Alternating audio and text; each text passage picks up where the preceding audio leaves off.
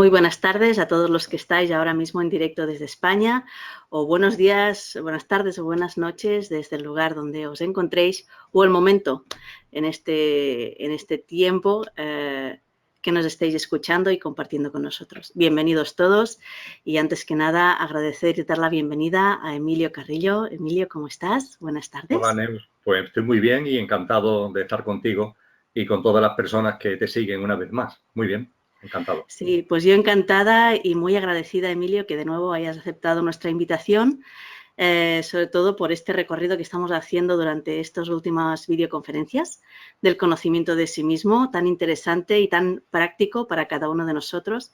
Estuvimos la anterior videoconferencia, entrando en todo lo que era el aspecto físico y etérico, donde voy a hacer un pequeñito resumen para que la gente que entre aquí, antes que nada, sobre todo, recomendarles que escuchen el audio anterior, que también está en el mismo canal de YouTube, donde allí está toda la disertación que Emilio nos hizo en relación al aspecto, al cuerpo físico y al cuerpo etérico, pero para dar pequeños apuntes de lo que se comentaron.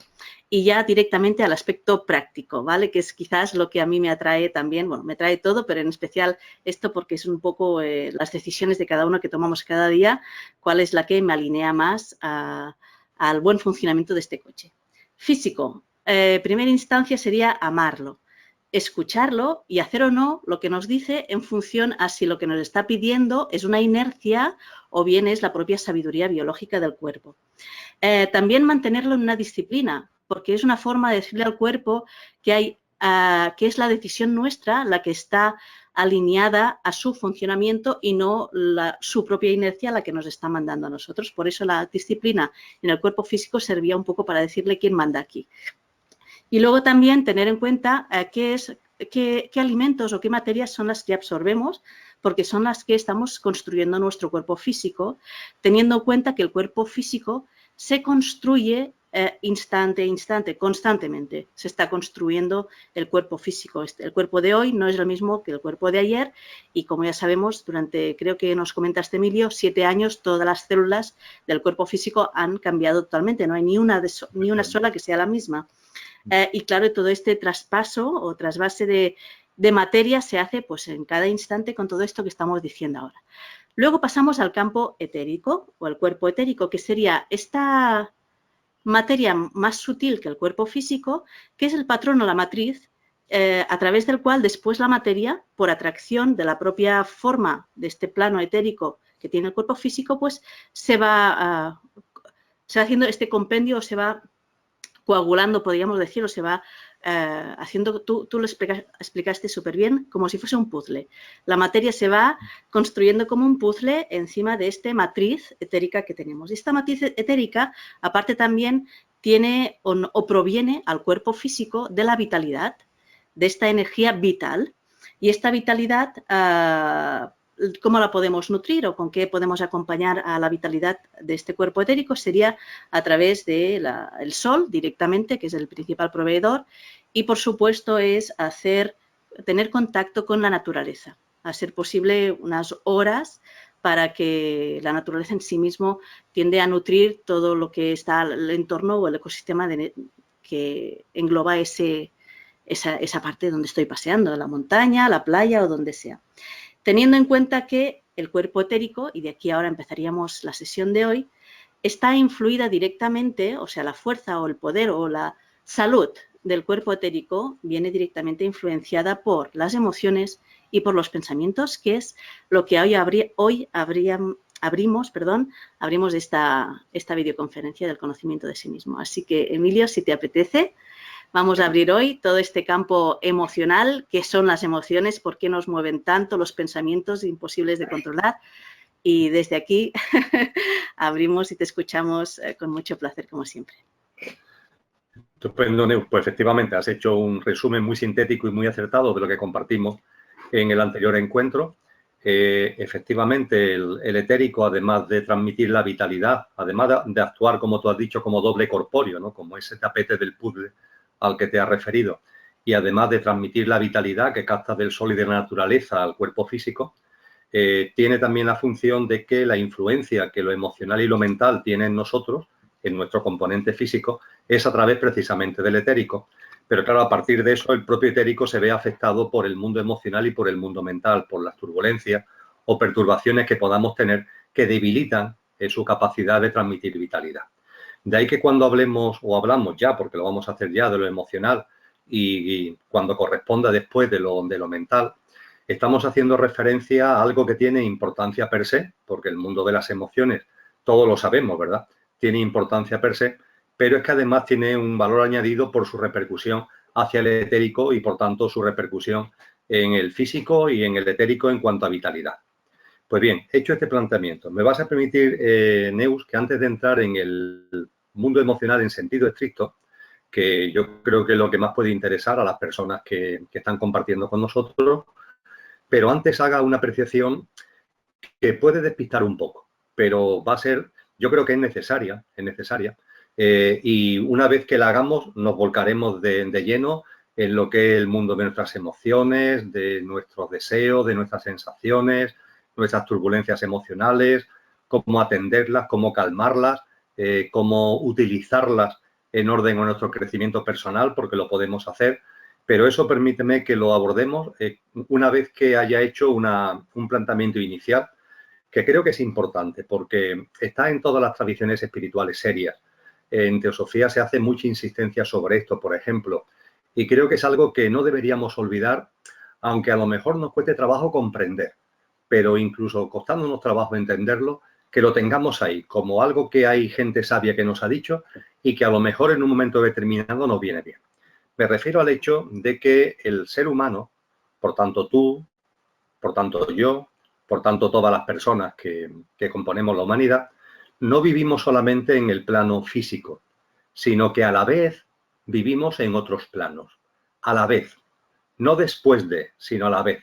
Mientras que estamos encarnados en el plano físico, también estamos viviendo y experienciando en otros planos.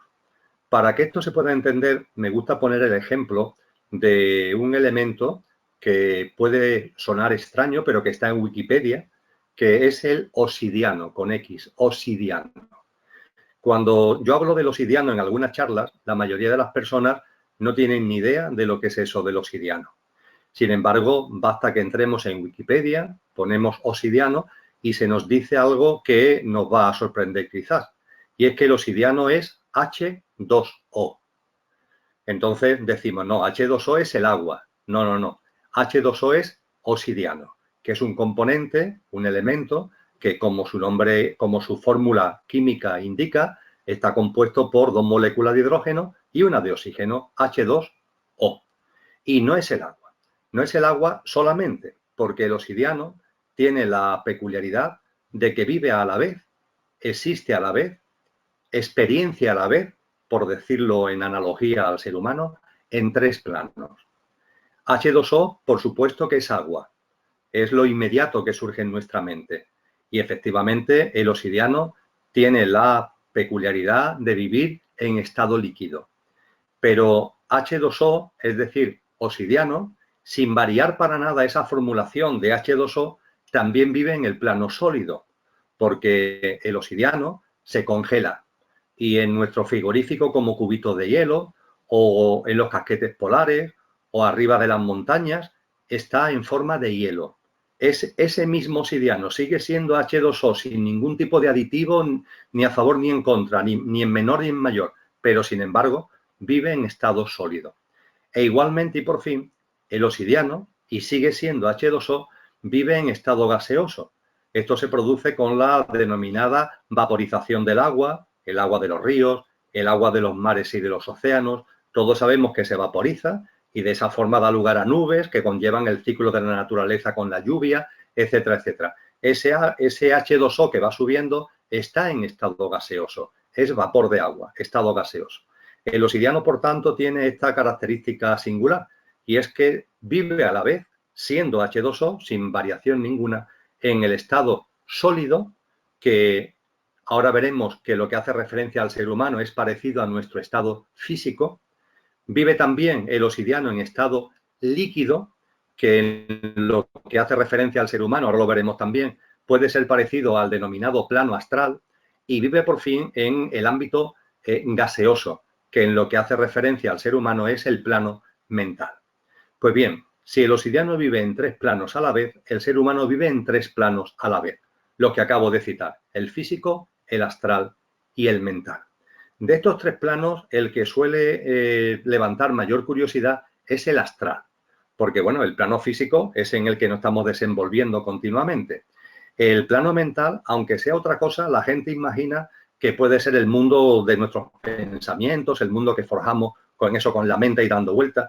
Como veremos en su momento, no es eso, no es eso. Pero a la gente lo de que estemos viviendo en el plano mental no le parece tan raro. Pero lo del astral sí despista bastante. ¿Qué es eso de que vivimos no solamente en el físico, sino también en ese plano que es en el plano astral? Bien, el plano astral es un plano en el que, o del que podemos tener conciencia cuando nuestra conciencia deja de estar apegada al plano físico. Es decir, el hecho de que una persona normal y corriente solamente perciba el plano físico y no perciba el astral, ni tampoco realmente el mental, se debe a que su conciencia está tan pegada a lo físico que todo el enfoque, es como una cámara, todo el enfoque, toda la atención está en el ámbito físico y no ve nada más. Ahora bien, hay un momento de las 24 horas del día que es el momento en el que nuestro cuerpo duerme. Cuando nuestro cuerpo duerme, hay un momento determinado del sueño, que no es un sueño profundo, en el que lo único que hace nuestra mente es seguir funcionando como si estuviéramos despiertos. Es un mundo de sueños, pero esos sueños no son sino la extensión de lo que estamos viviendo durante el día.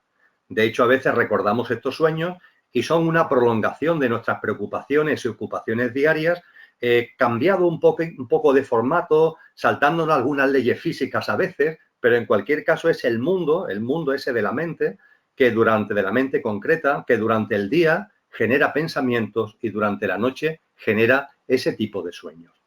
Ahora bien, en la medida en que vamos entrando en un sueño algo más profundo, se produce en ocasiones que al estar nuestro cuerpo realmente dormido, nuestra conciencia, que está absolutamente enfocada al plano físico, al estar el plano físico, entre comillas, dormido, nuestra conciencia mira hacia otro lado. La cámara, que está siempre pendiente del físico, hace un giro y el plano inmediato que está a continuación del físico es el astral. A esto, algunas personas lo denominan viajes astrales, que se producen por la noche durante los sueños, se nos dice. Ahora bien, realmente no son viajes, en el sentido de que no es que nos desplacemos a un plano en el que no estamos. En el plano astral estamos siempre, al igual que en el físico. Lo que ocurre es que no nos damos cuenta, habida cuenta de lo abducidos que estamos por el plano físico. Y la pregunta que se hace entonces en nuestra mente concreta es, vale, pero en el plano físico estamos a través de nuestro cuerpo físico. Y en el plano astral, ¿cómo vivimos? ¿Cómo nos movemos? ¿Cómo experienciamos en el plano astral? Pues bien, lo hacemos a través de nuestro componente emocional. A los efectos del plano astral, el componente emocional del ser humano es una especie de vehículo con el que nos movemos y en el que tenemos experiencias en el plano astral. En el plano físico lo hacemos con el cuerpo físico, lo que hemos denominado en el anterior encuentro el cuerpo físico denso, y en el plano astral lo hacemos a través de nuestro componente emocional. Dicho esto, es muy importante lo siguiente. Ha habido gente, la hay también actualmente, que tienen la capacidad de ver claramente el plano astral. Ya no es solamente algo de un don, de un talento, es una facultad que va apareciendo en los seres humanos y también va apareciendo en seres humanos que van teniendo un cierto nivel de desarrollo. Cuando se puede ver el plano astral, lo que percibimos es que el plano astral tiene muchas formas de vida. Es un plano astral que, por ejemplo, los yogis han dicho que es un plano enormemente variado, dicho de una forma muy simbólica o metafórica, es una especie de selva de muchas formas de vida, en donde incluso los yogis se nos dice que aunque se pueda entrar, que hay que entrar lo menos posible, que hay que entrar por lo menos con una cierta precaución, habida cuenta de las muchas formas de vida que hay en ese plano. Yo creo que a muchas personas que nos siguen les sonará lo del astral inferior y el astral superior. Esa es una forma muy esquemática de sintetizar y de resumir las muchas formas de vida que hay en el astral. El astral inferior son formas de vida de baja frecuencia vibracional y el astral superior formas de vida de alta frecuencia vibracional. Nuestra mente puede decir que son buenas, que son malas, que la realidad es que la diferencia es por su frecuencia vibracional. Las que tienen una baja frecuencia vibracional, es verdad que son dadas a interferir en la medida de sus posibilidades, interfieren en nosotros en la medida de sus posibilidades. A mí, para quitarle cualquier tipo de miedo a esto, me gusta llamarle que son entidades bromistas, y así no tenemos problema de poner ningún calificativo ni peyorativo, ni que nos origine miedo. Y después, en el astral superior, hay formas de vida de alta frecuencia que no suelen interferir y que difícilmente, en verdad, entran en contacto con el ser humano que está experienciando en el plano astral. El astral inferior y el astral superior. Y en el astral nosotros estamos a través de nuestro componente emocional. Y por fin, y para concluir este arranque, ¿no?, con relación a emociones y el plano astral, y es importante porque, insisto, es con el vehículo emocional con el que estamos en el plano astral, para concluir esta introducción, la pregunta que nos tenemos que hacer es: si yo estoy permanentemente en el plano astral, aunque solamente sea en el mundo de los sueños, cuando a veces puedo tener conciencia de la existencia de ese plano, ¿con quién me estoy relacionando en el plano astral? ¿Con el astral inferior o con el astral superior? ¿Con qué tipo de formas de vida del astral estoy estableciendo relaciones? Pues bien, la respuesta a esta pregunta es muy sencilla. Va a depender de ti. Es decir, va a depender de tu frecuencia vibracional.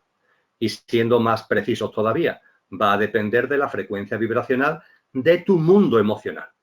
Según sea la vibración de tu mundo emocional, como tu componente emocional es el vehículo con el que entras en contacto con el plano astral, en función de la frecuencia vibracional de tu componente emocional, vas a entrar en contacto con entidades del bajo astral o del alto astral. Si nuestro mundo emocional es un mundo equilibrado, armonizado, calmado, si emocionalmente, por tanto, estamos, entre comillas, bien, nuestra frecuencia emocional es alta. Y en el plano astral, nuestra conexión es con el alto astral, con el plano astral superior, que, insisto, son entidades que no suelen interferir y que, por tanto, no hacen ningún tipo de interferencia ni de broma normalmente. En cambio, cuando nuestro mundo emocional está perturbado, tiene turbulencias, está desequilibrado, desarmonizado por tantas circunstancias de la vida, ¿no? Y eso ha ido haciendo que nuestro mundo emocional no tenga un factor de equilibrio, entonces la frecuencia vibracional de nuestro vehículo emocional es baja. Y a partir de ahí, ineludiblemente, con los que entramos en contactos en el plano astral es con el astral inferior. Y por tanto, con entidades de múltiple naturaleza, donde yo he calificado, para entendernos de una forma muy gráfica, de bromistas.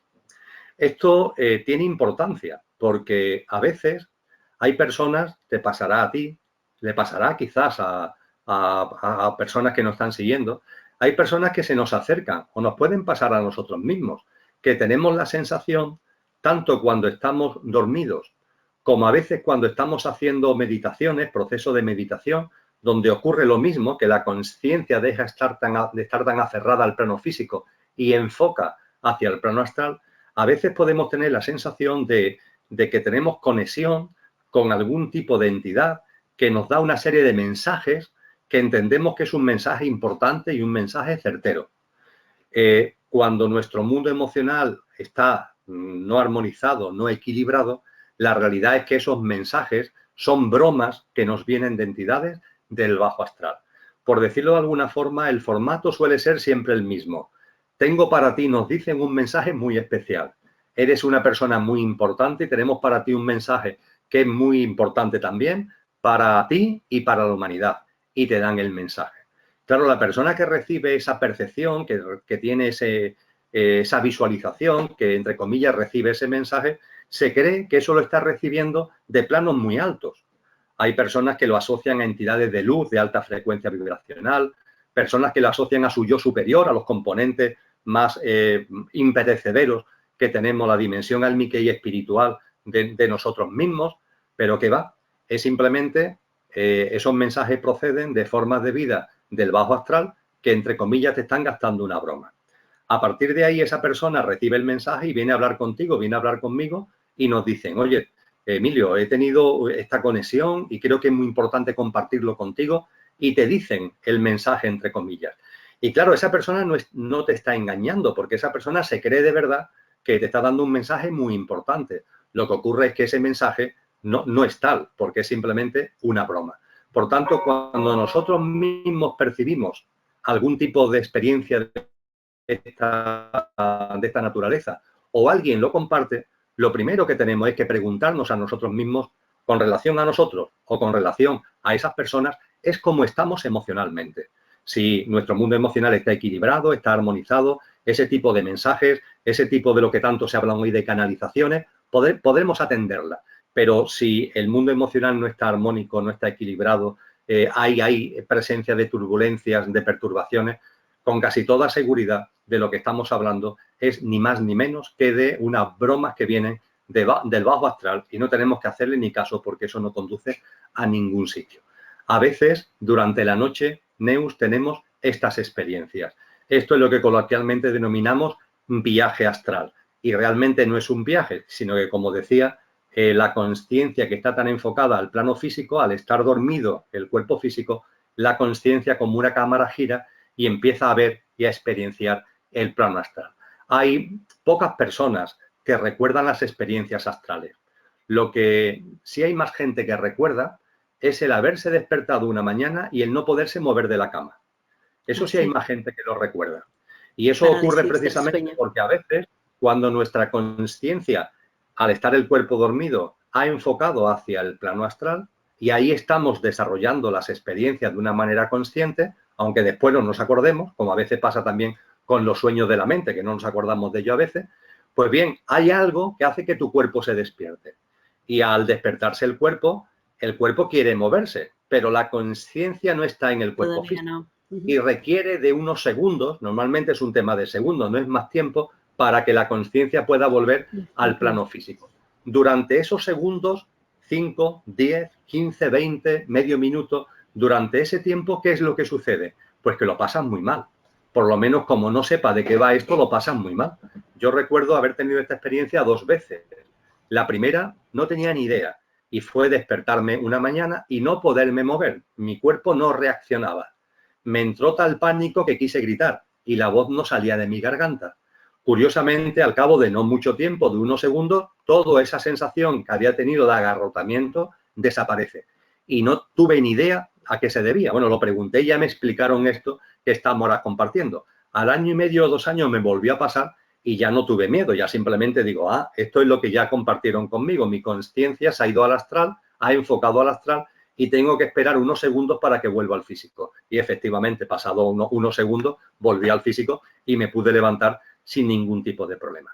El obsidiano vive en el plano sólido, en el líquido y el gaseoso. Nosotros vivimos en el plano físico, en el astral y en el mental. En el plano astral nos relacionamos a través del mundo emocional, y es fundamentalmente a través de los sueños cuando tenemos este tipo de experiencias que denominamos viajes astrales, pero son simplemente experiencias en un plano astral con el que siempre estamos en conexión. No, me has hecho acordar también, Emilio, de una experiencia de estas parálisis del sueño, y justamente había hecho yo un mini curso en relación a esto, y notas como que todavía no has encajado, pero si eres consciente de eso, a la vez puedes saltar y volver de forma consciente al mundo astral, aunque no es muy recomendable. Bueno, es un poco, si quieres jugar a las bromas, como decías, está bien, pero era de, pues mira, a nivel consciente sí puedo salir, pero solo en ese instante. O sea, en el momento en que estaba en parálisis del sueño, entonces me di cuenta que es porque todavía no estaba encajada en mí. Entonces dije, a ver si vuelvo a saltar. Y sí, salté. Y es una cosa muy curiosa porque realmente lo vives exactamente con toda la conciencia de ahora y aquí. O sea, exactamente igual, con la misma conciencia. Cuando estás fuera del cuerpo y te ves el cuerpo allí, dices, pero ¿dónde estoy yo? Entonces eso es muy curioso también porque ahí realmente ves, bueno, yo estoy, o sea, la conciencia de donde estoy está aquí, pero mi cuerpo está allí, ¿no? Entonces eso es curioso, como, wow, es verdad, no somos solo el cuerpo. Esto, Neus, que puede parecerle a muchas personas que nos sigan muy raro, ¿no? Esto del astral, de entidades astrales. hay gente importante, personas con fama de sabios y de sabias a lo largo de la historia de la humanidad que nos han hablado de este plano con mucha precisión.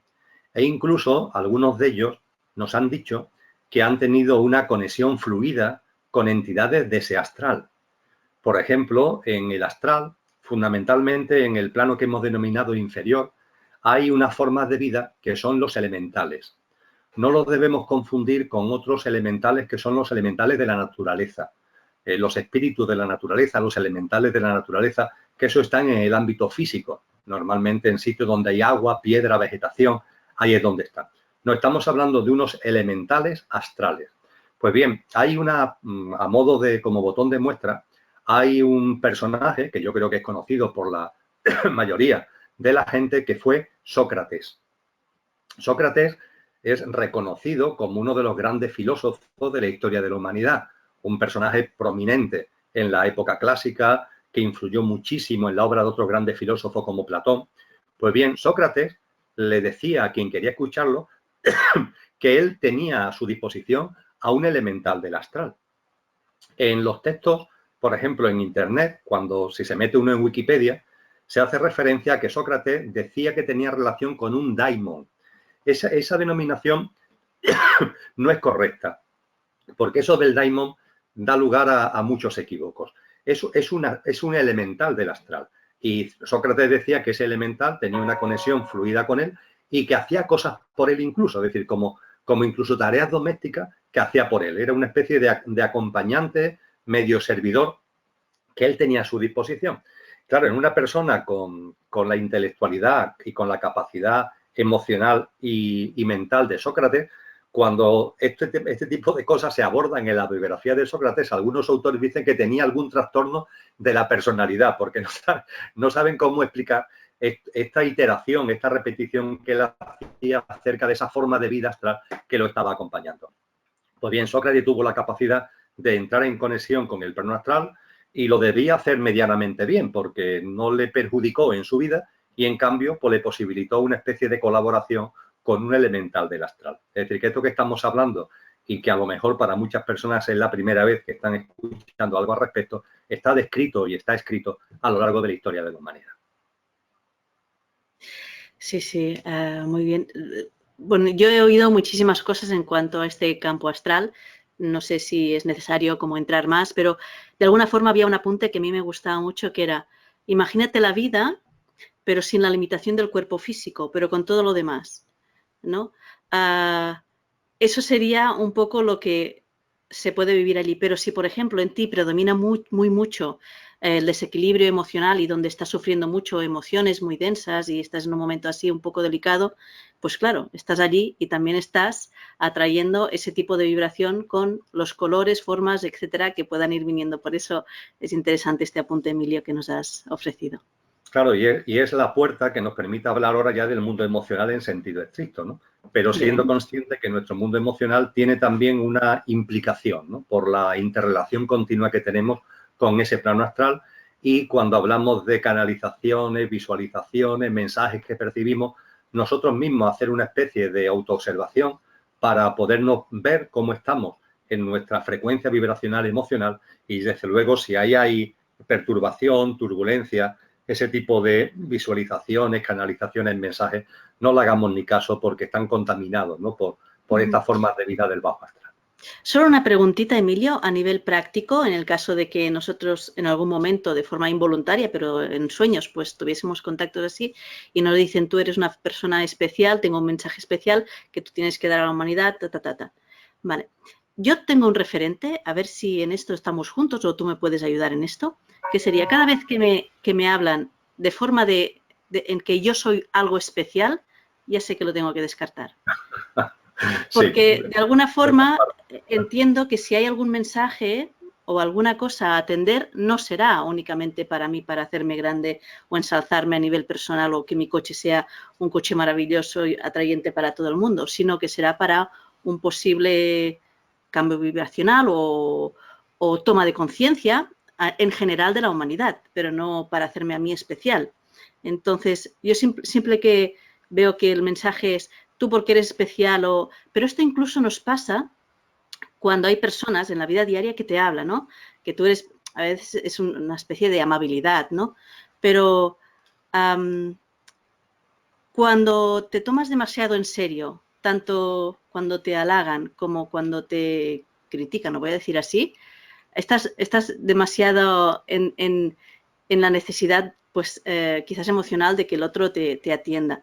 Y en este mismo aspecto lo mismo, a veces nos enlazamos en aspectos astrales de este tipo a través de la necesidad de que nos quieran, de ser importantes, de ser algo, de sentirnos vivos o alguna cosa, y en eso nos enlazamos. Entonces, cuando me dicen, esto es un mensaje para ti porque es una persona especial, ya está, ya lo borro. Ya sé que Ya no. estamos en ello. Sí, efectivamente. Totalmente de acuerdo, Neus, totalmente de acuerdo. Es así.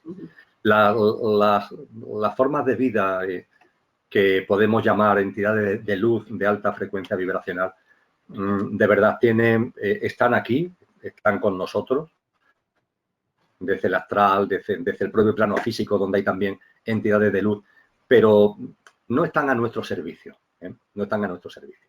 No sé, en Teosofía, por ejemplo, se habla mucho de los Mahatmas. Los Mahatmas son seres humanos que en el plano humano han alcanzado el máximo nivel evolutivo y que, lejos de seguir su camino en otros planos de existencia, que lo podían hacer, optan por seguir aquí con nosotros, encarnados o sin encarnar, ¿no? Y siguen con nosotros. Y esos Mahatmas, lo que se nos insiste en Teosofía, es que no están a nuestro servicio.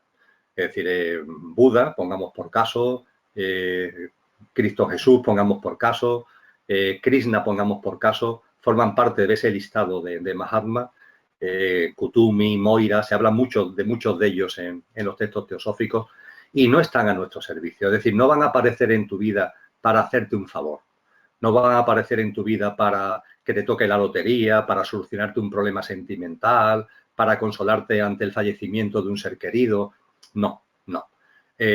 Insisto, son dimensiones álmicas y espirituales que en el plano humano han desarrollado toda su experiencia y que siguen aquí y lo hacen por amor, por puro amor. Y es un amor que trasciende a una persona física, es un amor que incluso no solamente llega a la humanidad, sino que engloba más allá de la humanidad, a todas las formas de vida, a la madre tierra en su conjunto, ¿no? Y si algún Mahatma en algún momento entra en contacto con una persona normal y corriente, por decirlo de una forma esquemática y coloquial, no es para darle algo, sino que es para pedir, es para pedir. Y claro, eso que se te pide para el beneficio de la madre tierra, del conjunto de las formas de vida y de la propia humanidad. Y eso que te piden se convierte en un propio elemento de probación para ti, ¿no? Para ver si de verdad que consciencialmente tienes el nivel de altruismo, de generosidad, como para prestar ese servicio. Esto ha sido malentendido, ¿no? En los años 30 del pasado siglo XX, un señor denominado Valar, con su señora, tomando esta sabiduría que viene de la noche de los tiempos, empezaron a hablar de los maestros ascendidos. Y claro, esos maestros ascendidos son una especie de reconfiguración adornada de los Mahatmas, pero que los ponen a nuestro servicio. Y se empezaron a dar conferencias y poco a poco se fueron extendiendo los talleres para entrar en conexión con esos maestros ascendidos. Hay que ser muy ingenuo, ¿no?, para creerse esto, que resulta que están ahí para hacerme favores a mí, ¿no? Esta no es la realidad. Las entidades de luz, enlazando con lo que estábamos hablando, las entidades de luz, del plano que sea, también por supuesto la del astral, no están ahí para hacerme favores a mí, ni para darme mensajes a mí, ni porque entre en contacto conmigo porque yo sea especial, sino que están ahí por sabiduría, compasión, por amor hacia todas las formas de vida, la madre tierra y la humanidad. Y los contactos que realizan con nosotros, cuando lo realizan, que son muy excepcionales, lo hacen para pedirnos algo, para que pongamos nuestro granito de arena en esa labor de servicio.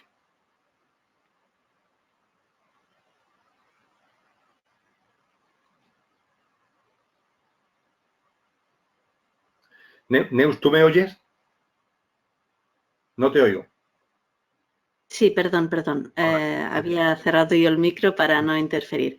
Bien, ¿qué te parece entonces, Emilio, si empezamos ahora a explicar todo el aspecto quizás más práctico o si, bueno, lo que consideres, desde luego, Emilio, en relación a lo que son las emociones? Bien, lo primero que tenemos que hacer con las emociones es recordar que están en nosotros. Con las emociones es sencillo, ¿verdad? Porque las tenemos muy a flor de piel. Y recordar también que las perturbaciones emocionales tienen presencia en nuestro mundo físico, perdón, sí, en nuestro plano físico.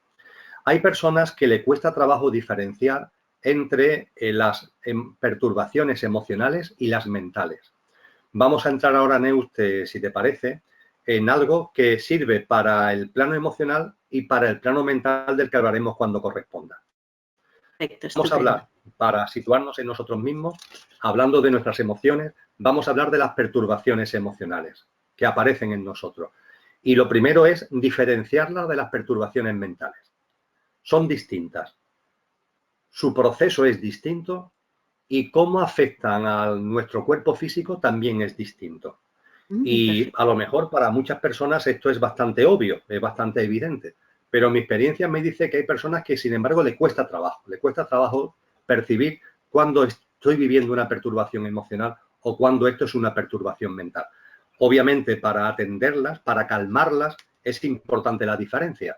Ya lo vamos a ir viendo, porque las perturbaciones emocionales se pueden calmar de una manera y las mentales de otra. Por tanto, saber si estamos ante una turbulencia emocional o mental es importante. Dicho esto, las turbulencias emocionales, lo primero es que surgen de forma repentina y saltan de la nada al todo. No las tenemos y las tenemos. Un ejemplo, estamos tranquilamente y recibimos una llamada telefónica, una llamada al móvil, o recibimos un mensaje, un WhatsApp, diciéndonos que un ser muy querido ha tenido un accidente. Estábamos tranquilos. ¡Pum! Nuestro mundo emocional salta. No digamos ya si se trata del fallecimiento de un ser querido. Nuestro mundo emocional estaba calmado, pero ¡plac! En un momento determinado se ha producido el salto. Es a lo que me refiero con que pasamos del cero al infinito, de la nada al todo. El mundo mental no funciona así.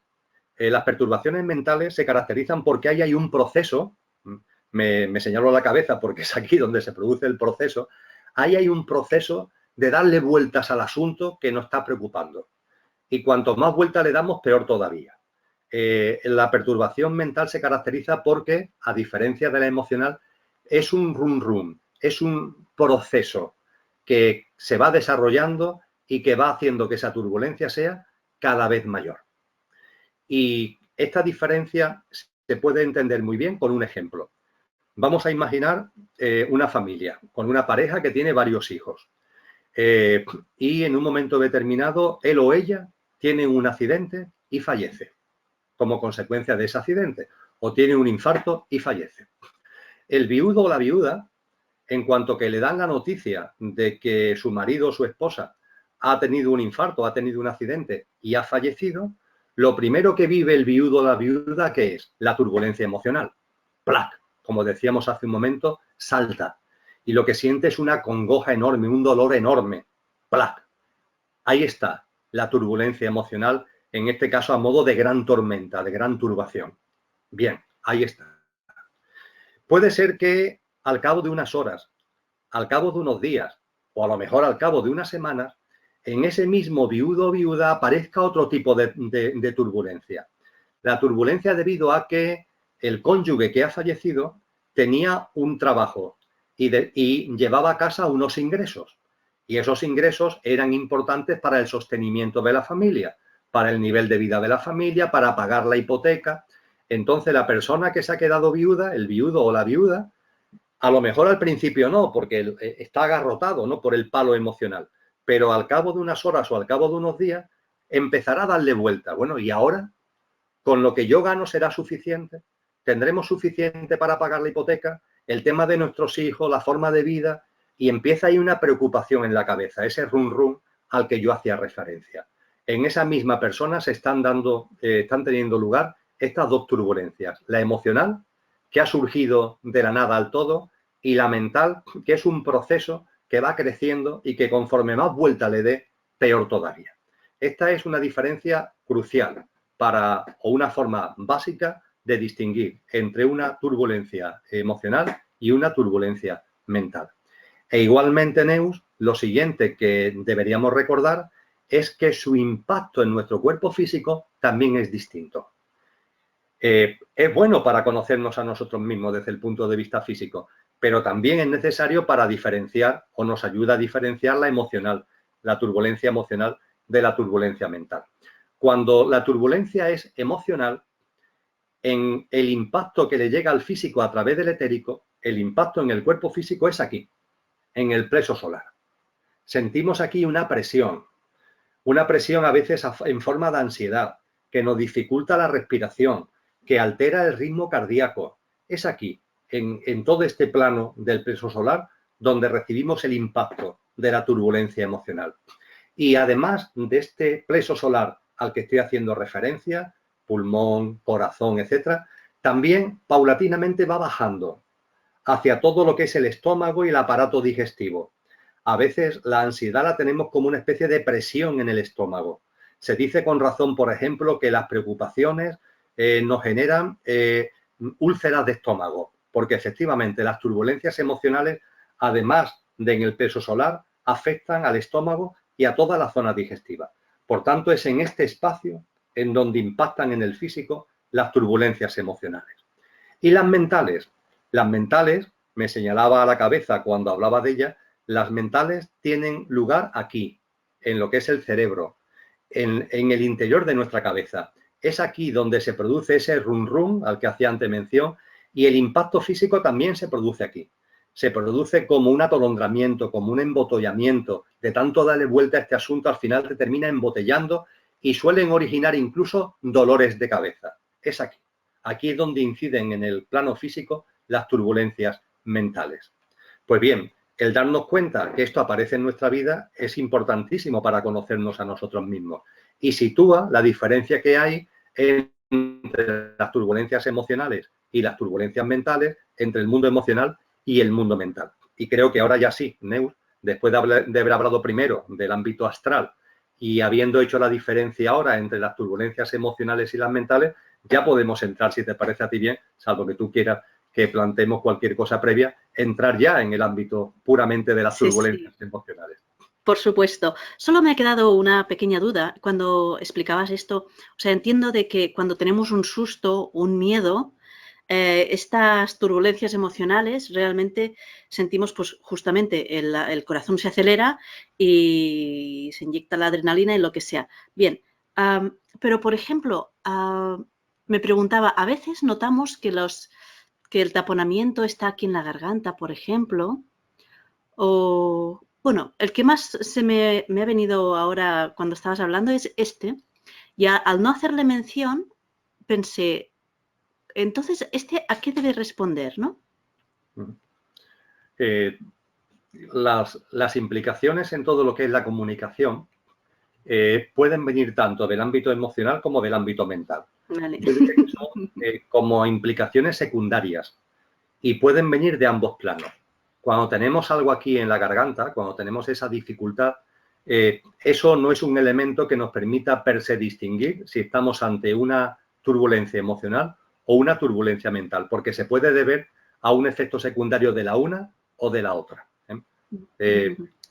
Claro. Te agradezco que hagas esa pregunta porque efectivamente a veces lo que sentimos es una dificultad incluso para hablar, ¿no?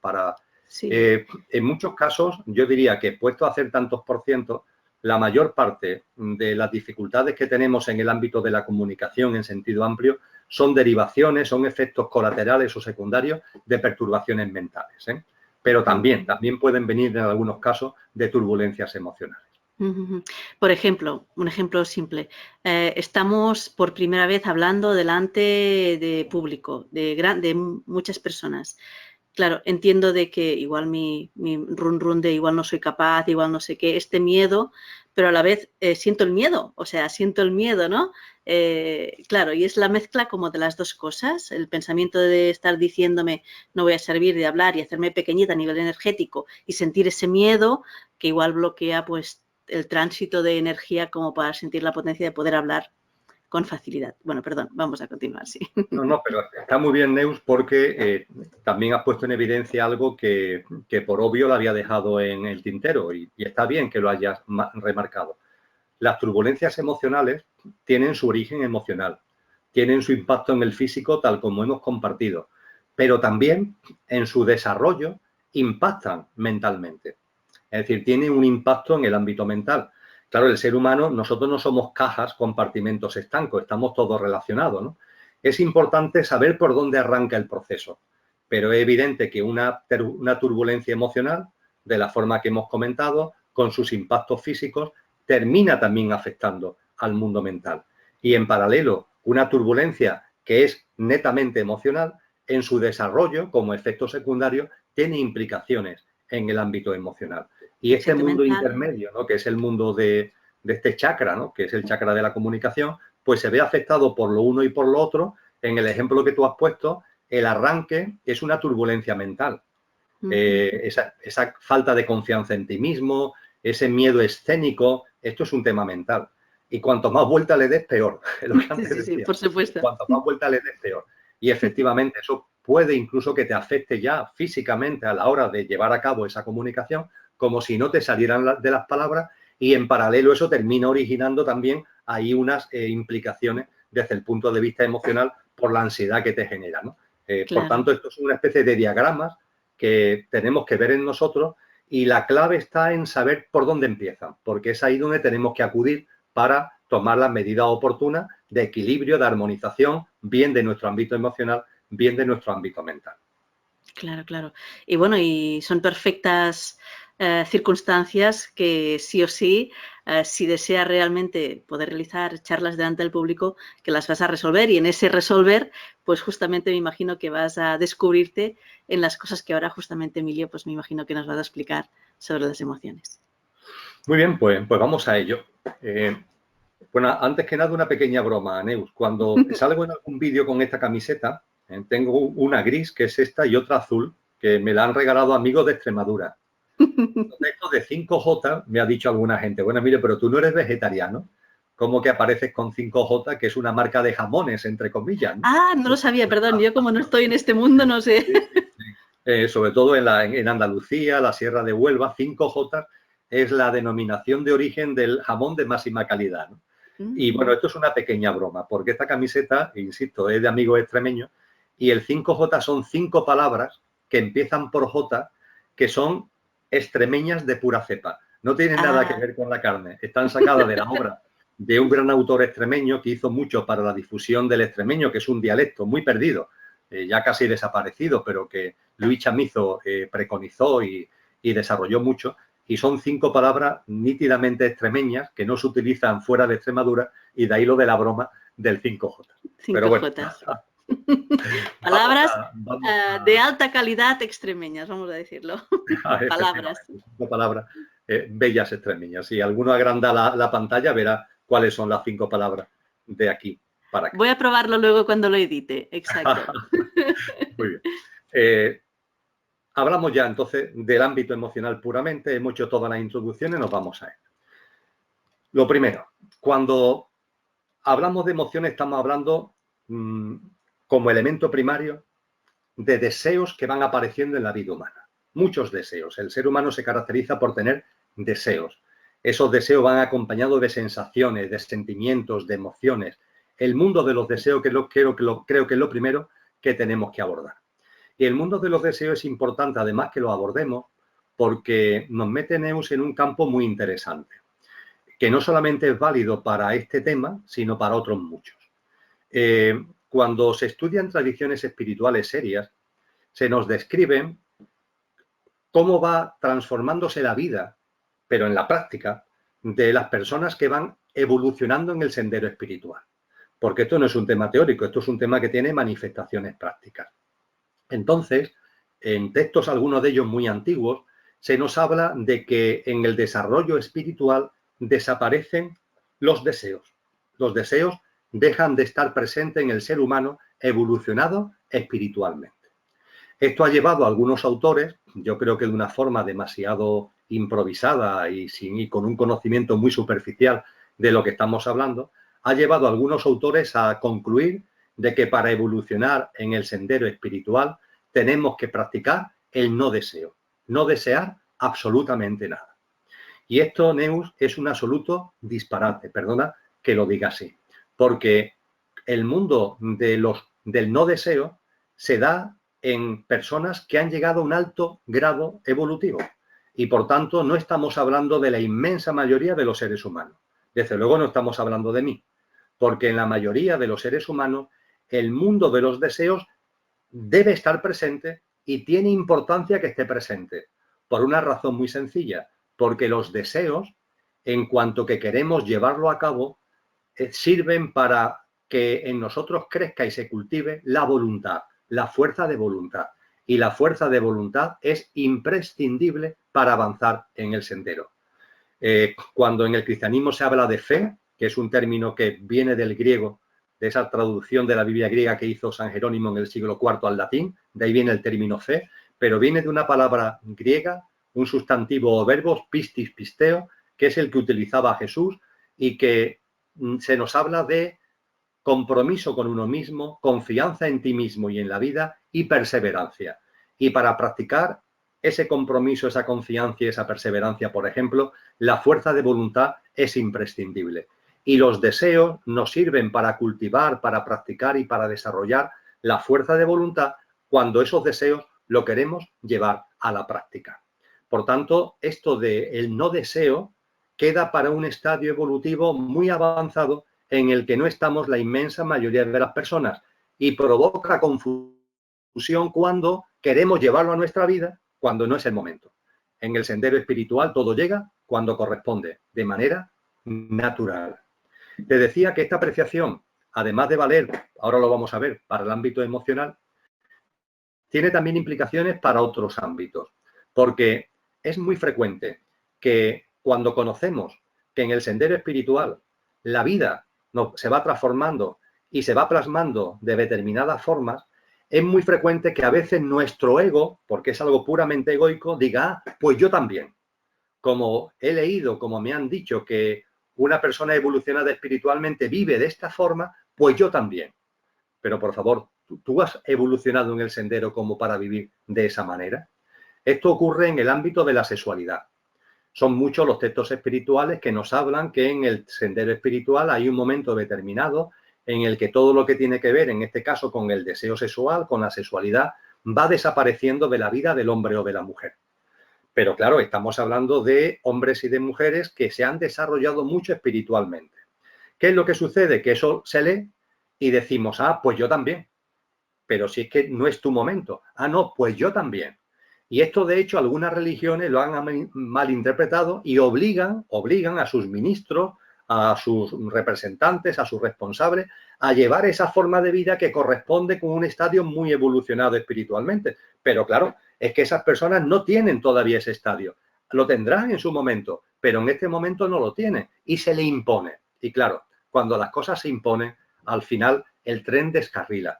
Yo creo que con todo lo que estamos viviendo, ¿no? de los descarrilamientos, cuando se impone el celibato, ¿no? Que está saltando tanto en los medios de comunicación, debemos entender que el telón de fondo es ese, que se obliga a las personas a una práctica de vida sexual que se les obliga porque corresponde a una forma de vida evolucionada espiritualmente, pero sin ser consciente que a ese nivel de desarrollo espiritual muy pocos seres humanos han llegado y estamos, por tanto, provocando un descarrilamiento de la forma que en el ámbito de la sexualidad y del celibato, en la religión católica, por ejemplo, está tan presente en los medios de comunicación.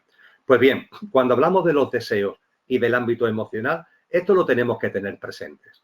Hoy día, para la mayoría de los seres humanos, los deseos son un instrumento muy importante porque como intentamos llevarlo a cabo, eso implica un cultivo y un desarrollo de la fuerza de la voluntad y ese fortalecimiento, esa fortaleza es crucial para seguir en el sendero de nuestro crecimiento personal, de nuestro desarrollo en conciencia y de nuestra evolución espiritual.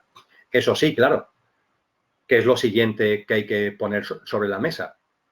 Yo observo mis deseos y tengo que ser consciente de que en mi mundo de deseos, ya que hablábamos antes de un nivel inferior y superior del astral y hablábamos de baja frecuencia y de alta frecuencia, pues bien, en mi mundo emocional, en el mundo de los deseos que están en mi ámbito emocional, es fácil percibir que hay deseos de baja frecuencia vibracional y deseos de alta frecuencia vibracional.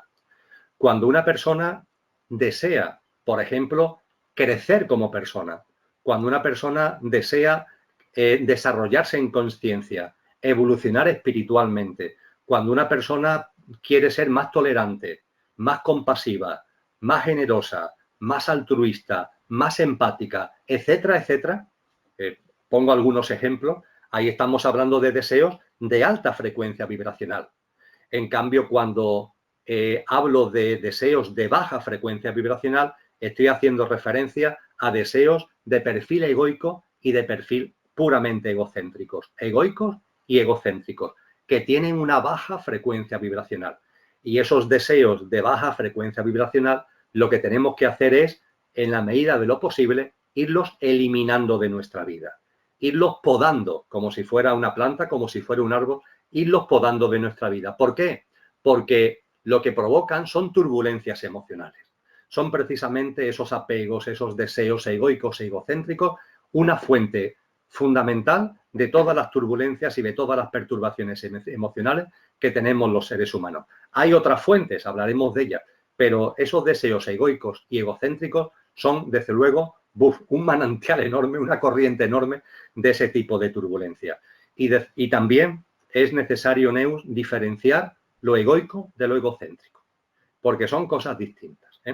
Hay gente que cuando yo hablo de lo egoico, de lo egocéntrico, me dicen, no, Emilio, hombre, todavía hay en mí elementos egoicos, pero yo creo que ya lo he podado bastante.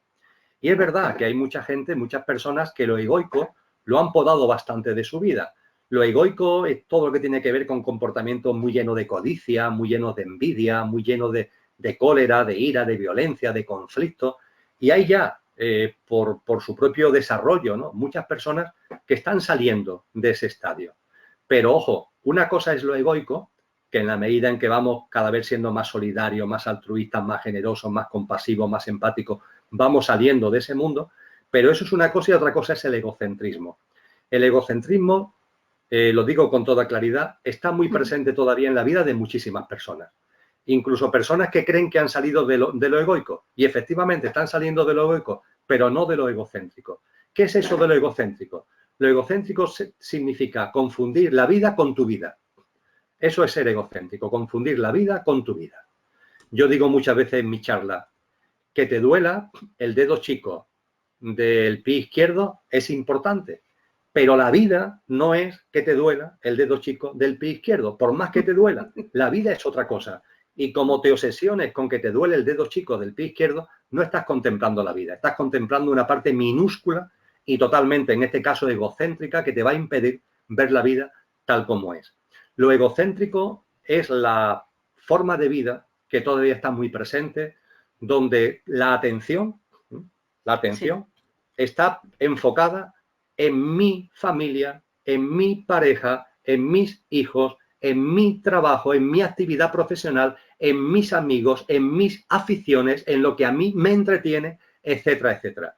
Y además se pone de manifiesto, la gente habla de mi pareja, el mí por delante, mi hijo, mi trabajo, pero es que incluso ahora me voy a tomar mi café. Pero ¿cómo que tu café? Te irás a tomar un café. ¿Dónde dice que ese café sea tuyo? No, me voy ya a tomarme un descanso y voy a la cafetería a tomarme mi café. Pero ¿cómo que mi café? No nos damos cuenta, es el metalenguaje que nos enseñó Orwell en ese maravilloso libro 1984. Es un metalenguaje que lo que pone de manifiesto es un enorme egocentrismo. La vida la estás confundiendo con tu vida.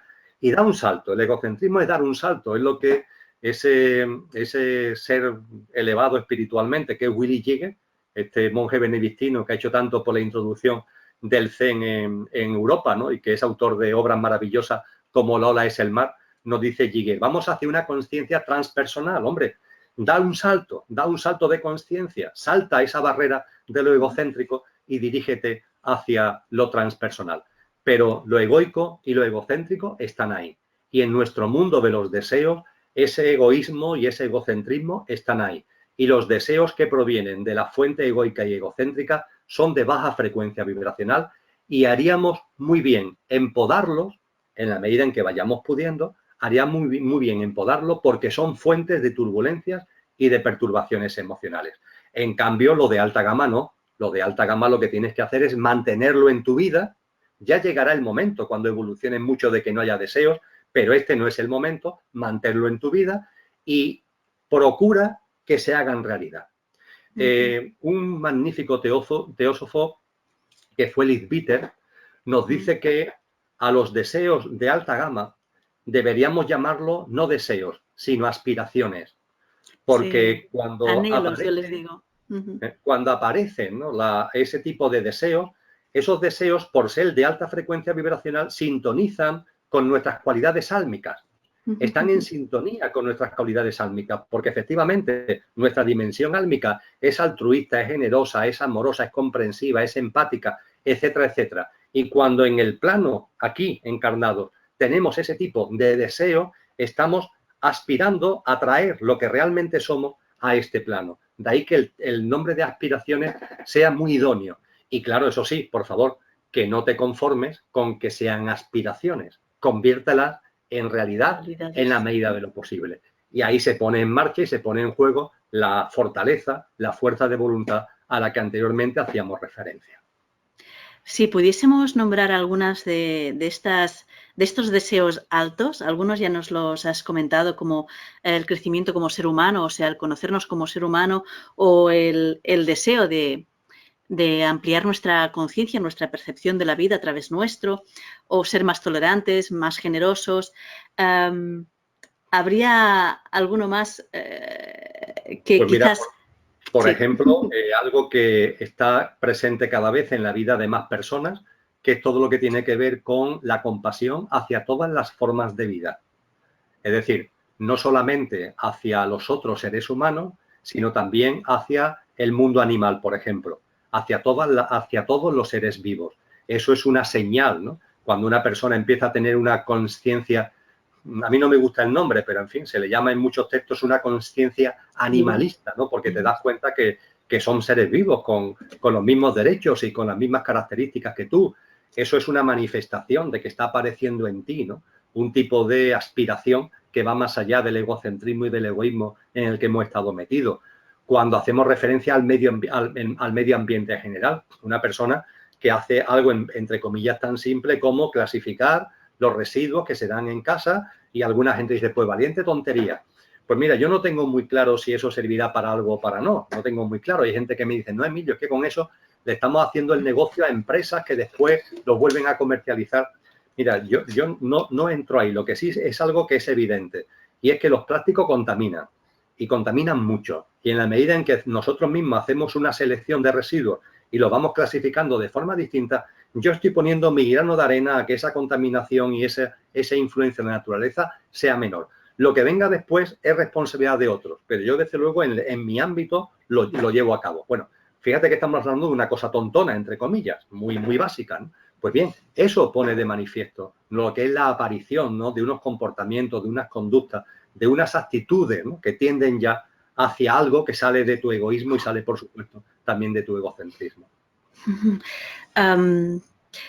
Me gustaría, bueno, tengo un par de preguntas, pero estamos ya al límite del tiempo, así que voy a hacer una criba. Y te voy a hacer una pregunta que igual es un poquito del principio de cuando empezabas a explicar el tema de los deseos. Tú has explicado que los deseos nos ayudan a tomar compromisos, confianza y perseverancia. Pero a la vez, había gente que igual se ponía en excesiva deseo de un estado evolutivo que todavía no estaba, y entonces me imagino que entraba en represión. O sea, me gustaría, a ver, si me explico bien, me gustaría saber, desde mi deseo de evolución, o sea, ¿en qué momento un deseo voy a caminar hacia él y no va a ser una represión y a la vez va a ser una evolución de mi fuerza interior para caminar hacia niveles o conciencias más amplias? La respuesta la han dado muchos sabios y sabias antes que nosotros, y es muy sencillo. La evolución espiritual va dando frutos de manera natural. Va dando frutos de manera natural. No tienes que preocuparte por los frutos, porque esos frutos van a ir llegando cuando corresponda. Es igual que en la naturaleza, ¿no? A lo largo del año van apareciendo los frutos cuando corresponden. Lo importante es que tú estés en el sendero y pongas de tu parte para avanzar en el sendero. que esto no es un tema teórico, esto es en la práctica, que en tu vida cotidiana, tu conducta, tu comportamiento, tu mundo emocional, tu mundo mental, tenga esa frecuencia vibracional a la que estamos haciendo referencia. Tú ocúpate de eso. Y en el aquí y ahora, además, sin generarte expectativas, sin generarte grandes metas.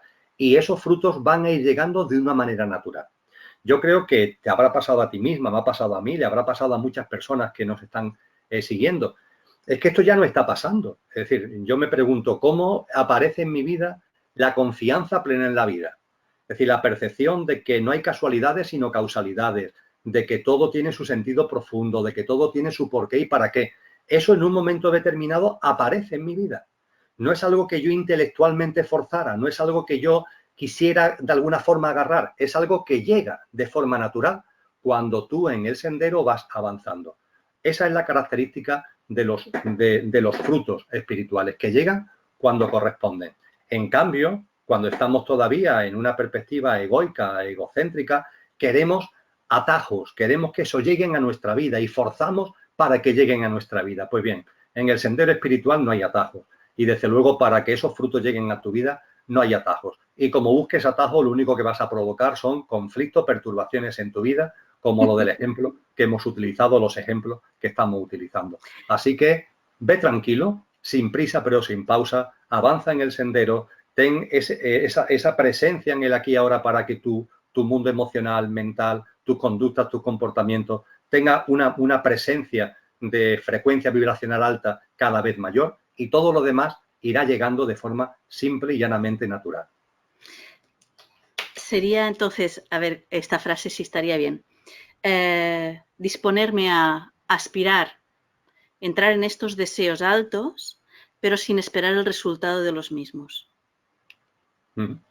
Correcto. Muy bien. La hago mía la frase, muy bien. Muy bien. Vamos a dejarlo aquí entonces, si te parece, Emilio. Me ha quedado un montón de preguntas por hacer. Si te parece bien y en tus tiempos, si te apetece poder continuar con este tema y luego el tema mental, pues estaría fabuloso. Sí, bueno, encantado, Neus, porque hay un tema que debemos abordar de forma inmediata, todavía en el ámbito emocional, que es los consejos que nos han dado históricamente para calmar nuestro mundo emocional, porque hay una serie de consejos, lo hablaremos. También tenemos que hablar del mundo de las sombras, las famosas sombras que se habla tanto actualmente en psicología, ¿no? Y eso, aunque estemos hablando de emociones, nos debería llevar también a diferenciar entre lo que es el plano de nuestro mundo emocional y mental que está en la superficie, pero también del inconsciente y también del subconsciente, para conocernos mejor y para entrar de lleno en esa sombra. Y por fin tendríamos que hablar de la diferenciación entre lo que son tormentas emocionales y borrascas emocionales. Cuando a una madre su hijo fallece, eso es una tormenta emocional. Después hay muchas cosas en la vida que son borrascas, ¿no? Y el tratamiento de una tormenta y el tratamiento de una borrasca son distintos. Y son cosas que creo que deberíamos compartir y efectivamente pues buscamos una nueva cita y lo desarrollamos. Por supuesto, muy interesante estas pequeñas anotaciones que nos dices que vamos a abrir y ya con ganas de escucharlo. Así que bueno, próximamente cuando nos situemos en agenda, pues volvamos a compartir estos procesos que son súper interesantes, al menos para mí de forma egoica y egocéntrica. Voy a decir que me sientan a nivel personal muy bien y sé que algunos de los que nos acompañan también agradecen. Y quiero ahora de forma también especial, Emilio, comentarte, porque no sé si te llegan o has leído todos los agradecimientos que en el canal del YouTube llegan hacia ti por todo lo que ofreces, tu forma de comunicar, lo que la gente les ayuda a tus palabras, tu forma de expresar y lo que expresas. Así que desde aquí te comunico, te transfiero todos los agradecimientos de todas las personas que te siguen y que son muchísimas personas, y eso significa que aun deseando o no llegar al resultado, ahí tenemos pues un gran flujo de comunicación y de compartir que es agradable para todos. Así que, Emilio, bueno, muchísimas gracias Neus, por hacérmelo llegar y el agradecimiento es siempre mutuo y compartido. El compartir es de corazón, por mi parte, desde luego, absolutamente de corazón. Y lo que me gusta expresar, que yo también recibo mucho. He aprendido a recibir y me he dado cuenta que en la medida en la que doy también recibo, ¿no? Y por tanto, nos retroalimentamos y nos damos gracias mutua y compartida por esa retroalimentación. Bueno, Emilio, un abrazo muy fuerte y en breve nos encontramos. Gracias. Hasta muy pronto. Muchas gracias.